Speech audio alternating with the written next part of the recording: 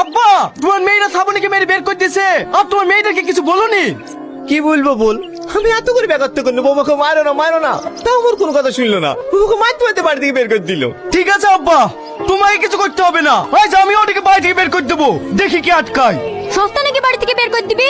এই বাড়ি আমাদের, তোর পক্ষে যা বলবে তাই শুনতে হবে। তোরা কে রে তাই তোদের কথা শুনবো? এই বাড়িতে তোর যতটুকু অধিকার আমাদেরও ততটুকু অধিকার। আমাদের কথা শুনবি না মানে? তোদের অধিকার নেই এই বাড়িতে। আব্বা সব জমি জায়গা বিক্রি করি তুই 3-4 বার বিয়ে দিতে, তাদের সংসার জ্বালি, এখন আবার আমাদের সংসার জ্বালাইতে এসছি। ক্ষমতায় আমাদের বিলি কথা বলবি নি।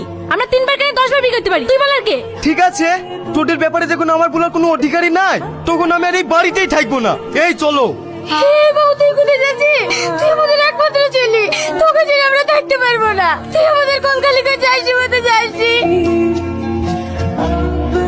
ও, ওটা তোমার একমাত্র ছেলে, আর আমরা 3টি বোন বলে আমাদের কোনো মর্যাদা নাই, তাই তো? মর্যাদা থাকবে না গেলে তোরা সব ভাই বোনে মিলে একসাথে মিলেমিশে থাক না। আমি আমার ভাইয়ের সাথে মিশতে পারবো, কিন্তু তোর বউকে আমার সহ্য হবে না। আমাকে সহ্য করবো কি করে? আমাদের মতো 3-4টে বিয়ে করতে পারলে তো বেকার আমাকে সহ্য করতে পারতা। কি বললি? তো ছোট মুখে এত বড় কথা না, তো চুলের মুঠি ধরে না খুশি দেবো। থাক, এই তোদের আর কিছু করতে হবে না। এই যা বাবা গেলে তুই এখান থেকে চলে যা, অন্তত তোরা তো শান্তিতে যা। আমাকে বলেছে আসতে হবে না আব্বা, আমি একা যাবো না, আমি তোমাদেরকে সঙ্গে করে নিয়েই যাবো।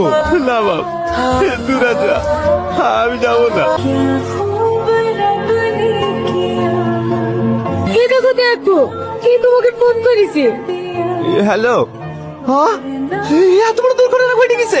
ঠিক আছে, আমি এক্ষুনি আসছি। এই তুমি তাড়াতাড়ি চলো।